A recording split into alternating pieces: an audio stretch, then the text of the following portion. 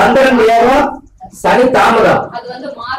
Very good very good, கரெக்டா சொல்லிட்டீங்க. 4ஆம் இடம் என்பது அந்த நெஞ்சு பகுதி, அதனால அந்த இடத்துல சனி என்பது தாமதம். இவங்களுக்கு ஒரு பரிகார கோயில் சொல்றேன், நீங்க அந்த கோயில் பேர் வச்சிருக்க ரெடியே. இந்த பரிகார கோயில் வேணுமா ஐயா? சொல்லாங்க பாருங்க சார். சென்னை மாவட்டத்துல சென்னையில இருதய ஈஸ்வரர் இருக்கிறார்.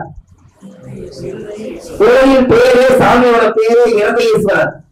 இதயத்தில் கோயில் கட்டி வைத்து சந்தன கருப்பாணி குடியிருக்க வேண்டும், உள்ளத்தால் உழைப்பாடு நான் உளமாற அருள் தந்திட வேண்டும் அப்படின்னு பாடி இதயத்திலேயே கோயில் கட்டி கும்பாபிஷேகம் பண்ண இடம் இருதயேஸ்வரர் சென்னையில இருக்கிறார். எப்படி அந்த சென்னையில இருதயேஸ்வரர் போடுங்க, யூடியூப்ல அந்த லொகேஷன் கிடைச்சிருக்கு உங்களுக்கு. இதயத்துல கோயில் கட்டி வச்சுக்கிறாங்க பத்தாதுங்களா ஐயா? நம்ம இதயத்துல யாராவது வச்சிருக்கிறோம், மனசு பிடிச்சவங்க இதயத்துல வச்சிருப்போம். அவர் வேறு மக்களுக்காக இதயத்துல கோயில் கட்டி வச்சிருக்கிறாங்க ஐயா. அப்ப சொன்னது தவறா தவறா நீங்க இருக்கீங்களோ?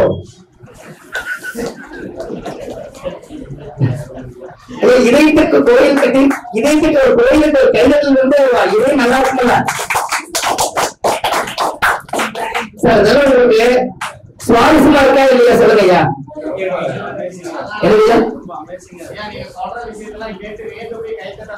ஓ கைதட்ட பயங்கர ஐயா. நான் எதுக்கு அடிக்கடி கேட்டுக்கிறேன்னா, ஃபேன் 5 ஓடுது, நீங்க தூங்கிட்டு இருக்கீங்கன்னு எனக்கு தெரியணும்ல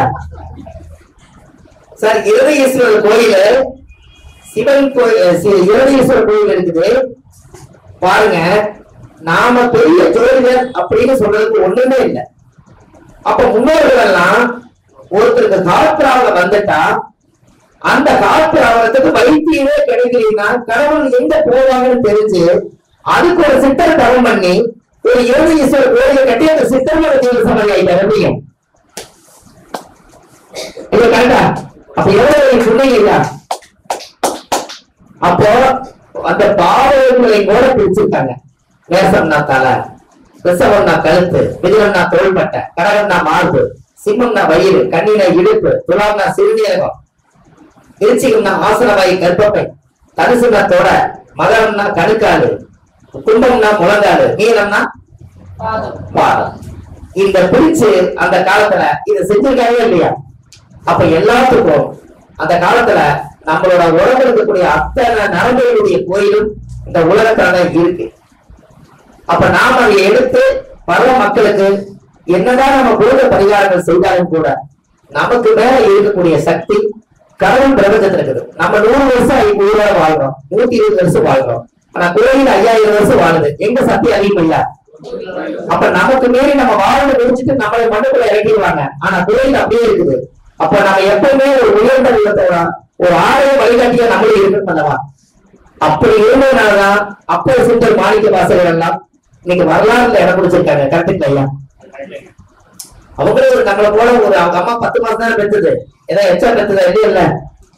அப்ப அவங்களெல்லாம் ஒரு வரலாறு வந்ததுக்கானே நம்மளை போல ஒரு ஜோசியர்களுக்கு ஒரு ஞானம் பிறந்து அந்த ஞானத்துல இருந்து உருவாகி ஒரு கோயிலை கட்ட சொல்லி பல விதமான சிற்றங்கள் எல்லாம் செஞ்சு கும்பாபிஷேகம் பண்ணி கடைசியில சிவனே எழுதி சொல்லி யாரெல்லாம் ஜீவசமாதி ஆகிட்டாங்களோ அவங்க எல்லாம் அங்க வந்து ஜீவசமாதி ஆகணும்னு சொன்னீங்க.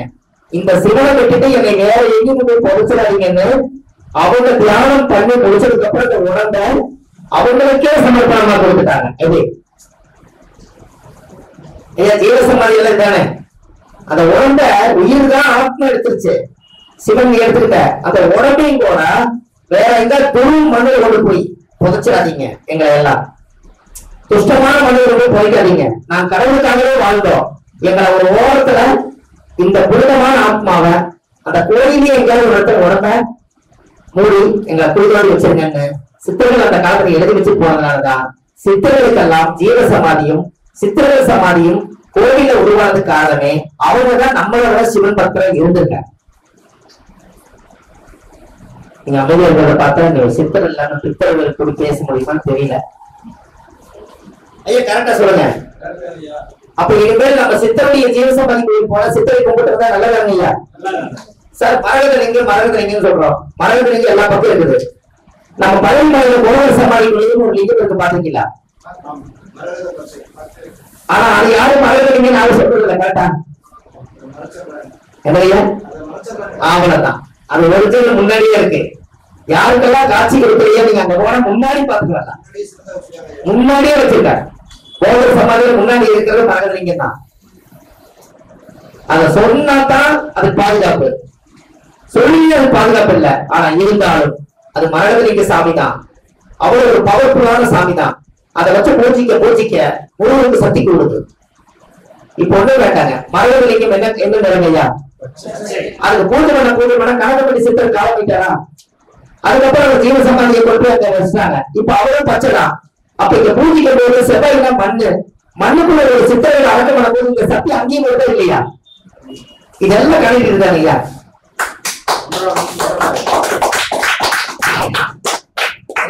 சார் சொல்லுங்க சார், எதுவும் சொல்ல வந்தீங்க? எல்லாமே ஒன்றோடு ஒன்று தொடர்புடையது சார். பழம் நீ அப்பா, பழம் நீ அப்பா, அது எதனால வந்துச்சு? பழம் நீ முருகனுக்கும் விநாயகருக்கு சண்டை போடுறதுல பல பிரச்சனை, அதனால அது பழம் நீ, அதனால பழனி. ரைட்டு. அங்க சித்தர்கள் எல்லாம் அவர் எத்தனை ஜென்மம் எடுத்தார்? கணக்கப்பட்ட சித்தர் நிறைய ஜென்மம். உயிரோட ஒரு முறை எனக்கு பாக்குறது அனுமதி கிடைச்சது. அவர் இருக்கும் போது உயிரோட பார்த்தேன். அவர் கடவுளையா திட்டினாரு, பக்கத்துல சொன்னாரு உங்களுக்கு அதான புண்ணியம், அவர் திட்டினாத்தாங்க உங்களுக்கு எல்லாம் நல்லது நடக்குனாரு. சரி பரவாயில்ல விட்டா கொஞ்ச காலத்தை அவர் காலமானார். இப்ப அவருக்கு இவ்வளவு பவர் கிடைச்சது காரணமே அவரும் முருகனுடைய அடியார் தான். அவர் வேண்டியிருக்காரு, உங்களுடைய மண்ணில நான் ஜீவ சமாதியானால் முருகனுடைய அருள் எனக்கு இருக்கணும்னு சொல்லி அவர் பிரார்த்தனை பண்ணியிருக்காரு. அப்ப செவ்வாய் என்பது பூமிகாரன், அவரை எரிக்கல, அவங்களை திருவிழெல்லாம் போட்டு உப்பெல்லாம் போட்டு அவங்கள ஜீவ சமாதி மாதிரி அவரை புதைச்சாங்க. புதைச்சு அதுக்கு மேல ஒரு பீடம் கட்டினாங்க. கட்டின உடனே முருகனுக்கு என்னைக்குமே ஒரு குறிப்பிட்ட கிலோமீட்டர் தூரத்துக்கு ஒரு சக்தி இருக்கு. அதோட பவர் அவருடைய இடத்து வரைக்கும் அந்த சக்தி கலெக்ஷன் இருக்கு இல்லையா? அப்போ சீக்கிரமா காலமானாரு, சீக்கிரமா அந்த ஆசீர்வாதம் வந்துச்சா இல்லைங்களா? அப்ப முருகனோட பவரும் இந்த மண்ணுக்கு மண்ணு செவ்வாய்னா பூமியாருடைய சக்தியும் எல்லாம் சேர்த்துதானே அந்த கலர் வடிவத்துல அவங்க அருளாய் இருக்கிறாங்க.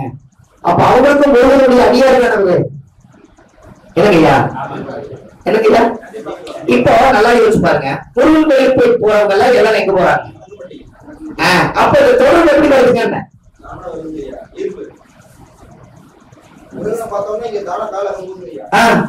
சார் அவரு பரிசுத்தமா பச்சை கலர் துண்டு எடுத்துக்கிட்டாரு.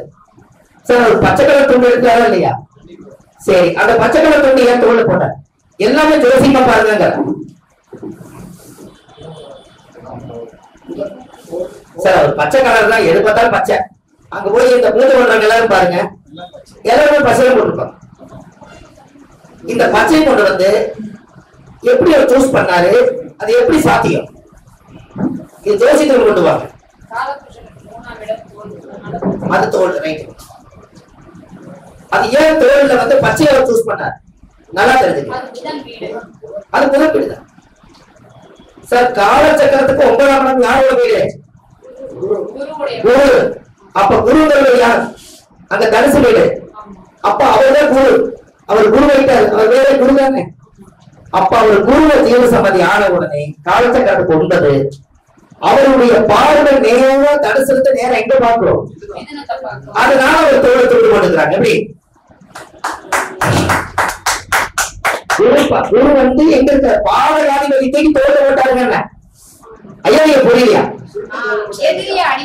அவ்வளவுதான் சார். இன்னும் லாஜிக்கா பேசுங்க. அவ்வளவுதான். அது பேரே மூட்டை சாமியார், பச்சை மூட்டை சாமியார் அவரு. சார் இது கைதட்ட மாட்டீங்க சார். கரெக்டா? காலச்சக்கரத்துக்கு 9ஆம் இடம் குருவோட வீடு. இந்த குருங்கிற ஒரு ஜீவ சமாதி அவர்.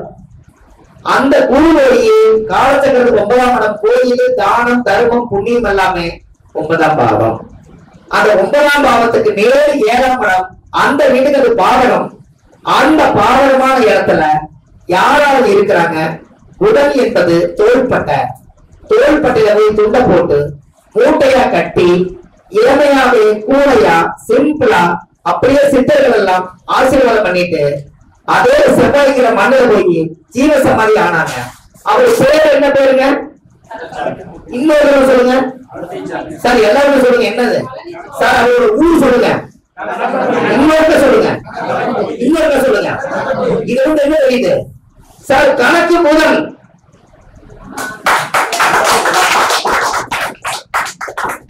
சார் அவங்க வேணா எந்த ஊர் வேணா வச்சுக்கலாம். நம்ம ஜோசி என்ன சொல்லுது? கணக்கு புதன். புதனுக்கு பச்சை, உறுதிக்கு தோல்ல போட்டாலும் தோல்ல.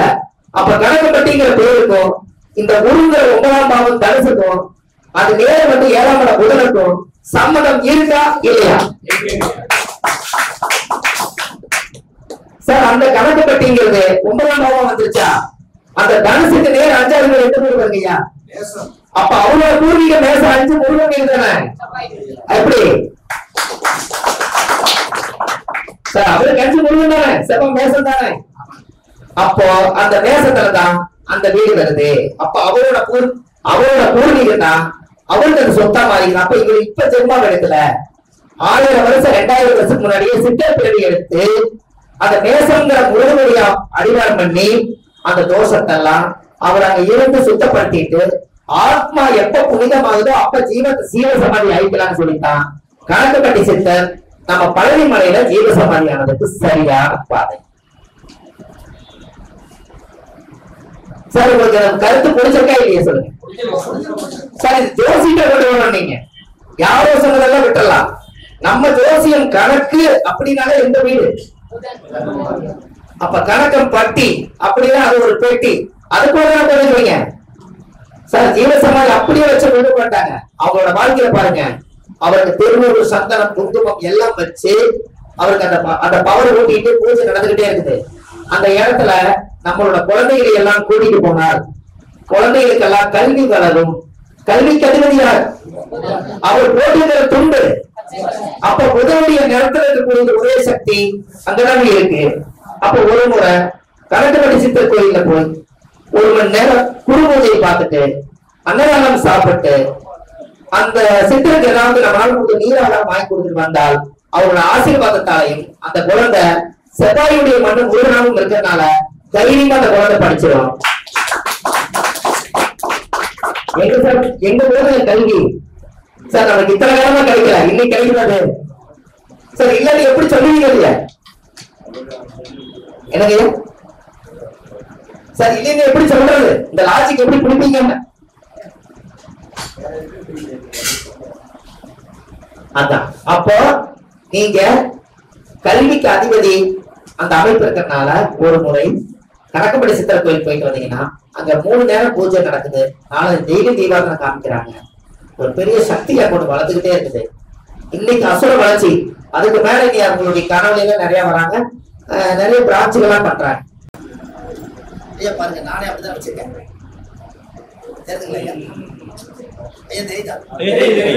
நானே அப்படியே வச்சுக்கிறேன் பாருங்க. ஏன் அப்படின்னு கேட்டீங்கன்னா அந்த சித்தர்கள் எல்லாம் யாரு ஜாதகத்துல எல்லாம் புதன் நீசமா இருக்குதோ, ரேவதி நட்சத்திரத்துல யாருக்கெல்லாம் புதன் நீசமா இருக்குதோ ஒரு முறை அந்த கோயிலுக்கு போயிட்டு வாங்க. என்ன காரணம் சொல்லுங்க சார்? பொதுவா போறது தர்ம வழி வேற, புதன் நீசமா போயிட்டு வாங்க. அது எதனால சார்? புதன் வலிமை பெறும் சார். புதன் நீசமானவங்க வாழ்க்கையில மிகப்பெரிய படிப்பாரு. புதன் எங்க பார்க்கும் நீசமானா? அது யாரோட வீடு? அப்ப பவர் கூட எங்க இறங்குது? அப்ப உச்சமான பவர் கூட யாரு வாங்கி வச்சிருக்கா? கணக்குப்பட்டி சித்தர். அதனால போய் வேலை செய்யுங்க. புதன் நீசமானவங்க போனாங்க சார். அந்த நீசம் ஆயிருச்சு. அந்த புதனுடைய சக்தி எல்லாம் எங்க பாக்குது? 7ஆம் பார்வை எங்க பார்க்கும்? கண்ணி கிட்ட பார்க்கும் சார். சார் புதன் உச்சமானவங்க ஆல்ரெடி பவர் வாங்கிட்டீங்க. பவர் இல்லாதவங்களுக்கு பவர் கொடுங்க. செல்போன்ல 4 பாயிண்ட் சார்ஜ் போட்டது மறுபடியும் அதுக்கு பிளக் குத்துறீங்க. அது தர்ம வழி வேற, தர்ம வழி வேற. இப்ப காசி வந்து இதுதான் போகணும் இருக்குது. பொதுவா காசி வந்து வேலை வச்சுட்டு போறாங்க. ஆனா புதன் நீசமா இருக்கிறவங்க, ரேவதி நட்சத்திரத்துல புதன் நீசமாக்குறவங்க அந்த மண்ணை கூடி அந்த மண்ணுக்கு போயிட்டு வந்து வேலை செய்யும். அதே மாதிரி மிதுன லக்னம் கன்னி லக்னத்துக்கு 12 6 8 12 புதன் லக்னம் போனாலும் அது கண்டிப்பாங்க. ஐயா அந்த பாதகாதிபதி சொல்றீங்கல்ல? ஆமா. தனுர் சார் தனுசு லக்னம் பாதகாதிபதி யாரு? புதன். புதன். சார் அந்த பாதகம் எப்ப வேலை செய்யும்? இல்ல நம்ம நெகட்டிவா இருக்கிறப்ப அது வேலை செய்யும். அந்த பாதகம் எப்ப வேலை செய்யும்? பாதகம் எப்ப பண்ணும் தெரியும் இல்லையா? தசாபுத்தி நடக்கும் போது நடக்கும். சார் அந்த லக்னத்துக்கு பாதகாதிபதியே புதனா இருந்துச்சுன்னா யாருக்கெல்லாம் தாய்மாமன் இல்லாம பிறந்திருக்காங்களோ அவங்களுக்கெல்லாம் பாதகம் வேலை செய்யாது. சார் புதன் தாய்மாமன் தானே, தாய்மாமன் இருந்தா தானே பாதகம் வேலை செய்யும். பிறக்கும் போதே அவங்களுக்கு 2 குழந்தை இருக்கிற ஆண்பாசு இல்லைன்னா தாய்மாமன் அங்க இல்லை இல்ல பாதிக்கிறதுக்கு யாரும் இல்லைங்க. அப்ப புரியுதா? தாய்மாமன் இல்லைன்னா அவங்களுக்கு புதன் மீது பாதகம் ஆகிறது இல்ல. தாய்மாமன் இருந்தால் அது 7 குழந்தை பாதகம். அந்த ஆத்மாவே இல்ல அது வேலை செய்யுமா? நான் நிறைய பேருக்கு கேட்டேன், தரிசு லக்னம் நீவாக இருக்காரா சார் தாய்மாமன் ஒருவேளை எப்படிங்க இருக்குதுன்னு. ஏன்னா தாய்மாமன் இல்லைங்க அதை பத்தி புது பிசை நான் நல்லா சம்பாதிச்சேங்கிறார். அப்ப என்ன காரணங்க? அந்த காரணத்துவம் இந்த பூமி இல்ல. எப்படி இருக்கிற வரைக்கும் தான் பாதகம். சார் சீர் சீமந்தம் எல்லாம் பண்றாங்களா இல்லைங்களா? அப்ப என்ன தடுக்கல உட்கார வைக்கிறாங்க? சொல்லுங்க. பச்சை தடுக்கல தான் உட்கார வைக்கிறீங்க, கரெக்டுங்களா? அந்த பச்சை தடுக்கல உட்கார, பச்சை தடுக்க என்ன கிரகம்? அப்ப அது புதன் தானே. அங்கதான் வருது. தாய் மாமன் தான் குடிசை கட்டணும், தாய் மாமன் தான் தண்ணி ஊற்றணும், தாய் மாமன் தான் பொட்டு வைக்கணும். இதெல்லாம் நீங்க சொல்றீங்க. இத நீங்க தாய் மாமா வரலைன்னா அந்த கூட்டத்துல என்ன பேசுகிறாங்க? தாய் மாமா உறவு தவிர அந்த கொஞ்சம் பாடம் தானே. அப்ப சீர்வரிசைன்னு அது பேர் என்ன? பாதகம் தானே. அப்ப அந்த ஆத்மாவே இல்லைன்னா பாதகம் வேலை செய்யறது இல்லை. யாரோ ஒருத்தர் கூப்பிட்டு செஞ்சாராங்களா இல்லையா? ஐயா கரெக்டா இல்லையா சார்? சொல்லுங்க சார். திருச்சி இலக்கணத்துக்கு 9 குடைகள் சந்திரனா, அது 9 தாய் தானே. அந்த தாயோட உறவுகளை கனெக்ட் ஆகினா பாதகம் வேலை செய்யறது இல்ல. அந்த பாதக திசை நடக்கும்போது நம்ம வீட்டுக்குள்ள என்ன பாதகம் நடக்குது சார்? எந்த உறவு பாதகமோ அந்த பாதகம் தன்னுடைய வீட்டுக்குள்ள இருந்தால் அது என்ன பண்ணுது? பாதகம் பண்ணுது. அந்த உறவே இல்லைன்னா அந்த பாதகம் பெருசா காமிக்கிறது இல்லையே. சரியா இல்லைங்களா? ஏன்னா நம்ம சொல்லணும் அது சாத்தியமாக தெரியணும்ல. அப்ப அந்த சீமந்தம் பண்ணி கருக்கி அந்த குழந்தைக்கு சீமந்தம் எல்லாம் பண்ணி எல்லாம் பண்றது தாய்மாமா பேரு கொண்டினாலும் தாய்மாமனோட உறவை கூப்பிடலினாலும் அவங்களுக்கு பெரிய ஒரு வருத்தத்தை கொடுத்துருது. அப்ப தாய்மாமா உறவே அது ஒரு கிழக்கு சீமை பாத்தீங்களா இல்லையா? அதுல தாய்மாமனுக்கு பிரச்சனையே ஐயோ பேரே கிழக்கு சீமை, அதுல தாய்மாமன் தானே பிரச்சனை. எந்த சீர் சரகை ஏத்துக்க மாட்டாரு, இதான பிரச்சனை. அப்போ அந்த பாதகத்துக்கு தான் யாராவது ஒருத்தர் நல்லா பாருங்க, தனுசு நக்கரத்துல ஒரு புள்ள வயசுக்கு வந்து இல்ல மீன நக்கரத்துல ஒரு புள்ள வயசுக்கு வந்து அவங்களுக்கு ஏதாவது தாய் மாமனுக்கு சீர் சொல்லிட்டு வந்தா அவங்க சீர் முடிஞ்சு போறதுக்குள்ள ஒரு மன வருத்தம் ஆயிடும். ஒண்ணு விருந்துல இல்ல பேச்சுல. ஏன்? மீனத்துக்கு 7 பாதகம், தனுசுக்கு 7. புரியுதுங்களா? சொல்றாங்க இல்லங்க, எல்லாம் விசேஷம் முடிஞ்சா கொஞ்சம் எல்லாம் சாப்பிடுவாங்க. கொண்டு இந்த பாதகம் ரொம்ப நாளைக்கு எடுக்கக்கூடாதுன்னு சீக்கிரமா இடத்துல இருந்த பிரச்சனை. இப்ப 7 அந்த கிரகம் ஆட்சியா இருந்தா இந்த பக்கம் உச்சமா இருந்தா அது எச்சா இருக்குமல்லங்கம்மா. ஆட்சியா இருந்தா பவர் ஜாஸ்தி தானே. இப்ப ஒரு ஆண் ஜாதகத்துல லக்னத்துல தனுர் லக்னமா இருந்தா 7ஆம் இடம் புதன், அப்ப மனைவி வந்துறாங்க இல்லையா? அப்ப அவங்களோட 7ஆம் அதிபதி நல்லா பாத்துங்க. தனுசு லக்னத்துக்கு 7 கூட ஒரு பாதகாதிபதி இவரோட ஜாதகத்துல ரொம்ப ஸ்ட்ராங்கா இருக்குது. சம்சார ஆட்சியா இருக்குது. இவர் கல்யாணம் பண்ண ஒரு சம்சாரத்தை சரியா குணந்தரமா பேசி அமைதியா வாங்க கண்ணு போங்க கண்ணுன்னு சொன்னாதான் இவர் வாழ்க்கை உண்டு. இல்லையா? அது எடுசாமி அத வயசாமி நீங்க சாமி போகாத. ஏன்னா 7ஆம் அதிபதி இந்த ஜாதகத்துல நீங்க ஸ்டார்ட் பண்ணி வச்சுக்கிறீங்க, அது என்ன ஆகும்? என்ன சார்? சார் யாரு பவர் இல்ல. 7ஆம் அதிபதி அச்சத்தை யாரு ஸ்டாங்க? மனைவி ஸ்டாங்க. நீங்க போய் இங்க வருமா, நீ வந்துட்ட சாமி கூட கேட்க கூடாது, போய் துணிமணி எல்லாம் விட்டு எல்லாத்தையும் துவைச்சு டெய்லி எங்க அம்மா அப்பா அதெல்லாம் போட குடி அப்படின்னு சொன்னா இதுல ஒரு 3 நாள் முடிட்டு கேரக்டர் மட்டும் தெரிஞ்சுட்டு அப்புறம் வரைஞ்சி வெட்டிக்க அப்புறம் போய் சாராம. புரியுதுங்களா? அப்போ அந்த பாதகாதிபதி அந்த இப்ப ஒண்ணு வேண்டாங்க. என் ஜாதகத்தான் 7 குடைகள் ஆச்சு. யாரும் ஜெயிப்பாங்க? எங்க வீட்டுக்காரங்க ரொம்ப நேர்மையா இருப்பாங்க. நான் ஏதோ ஒண்ணு தப்பிச்சு போலான்னு நினைப்பேன். அவங்க கேட்டா பதில் சொல்ல முடியாது. எதனால? அவங்க ஆட்சியா இருக்காங்க. யாரு ஜாதகத்துல? அப்ப நீங்க என்ன பண்ணணும்? நான் நாமக்கல் வந்திருக்கேன், கிளாஸ் முடிஞ்சது உங்களுக்கு நான் போன் பண்றேன், அதான் சாப்பிட போறேன் இதெல்லாம் நீங்க அங்க கரெக்டா ஒப்படைக்கிறீங்கன்னு வைங்க, அதிகாரம் எங்க வேலை செய்யும். அப்ப இது தெரிஞ்சதுனால நம்ம ஜோசி படிச்சதுனால ஓரளவுக்கு அமைச்சு போறோம், இல்லைன்னா என்ன ஆகுறது?